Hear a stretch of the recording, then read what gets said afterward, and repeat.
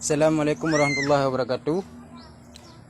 Kepada rakan-rakan TikTok, alhamdulillah long katruk gampung dan alhamdulillah long hana tapu-tapu pi lagi isu-isu yang beredarnya hana mendung bahwa long kai gari dan nipoh segala macam hana.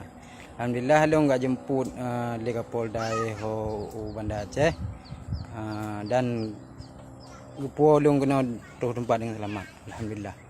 Jadi hasil yang kena ni bak uronyo setelah long merumpok langsung dengan draw bang pun ketua DPR hasil ji berarti long akan langsung turun lapangan untuk meninjau lokasi part-part menteng yang akan dibangun dan ta publikasi kepada masyarakat yang bahwa dengan kritikan tanyo diterima dengan gad dan alhamdulillah pemerintah katanya orangnya tunjukkan batanya yang bahwa kinerja koknya kan hana.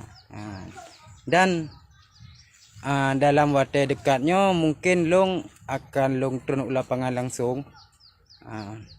Long akan turun lapangan langsung untuk buktikan bahwa urung drone bahwa pemerintah tanya kerja. Dan kepada pihak-pihak yang baru mungkin dengan video long yang awal beredar dengan macam-macam isu, jadi orangnya terbantahkan. Jadi long kalau duduk langsung pokoknya. Jadi orangnya long akan membuktikan bahwa orang drone dengan long turun lapangan langsung dengan tertunjukkan hasil-hasil kinerja pemerintahan katanya. Dan mereka Allah berjalan dengan lancar dan hanalun pegah ilep pada buah titik-titik yang akan ditunjukkan bahwa orang drone karena gulam kerja.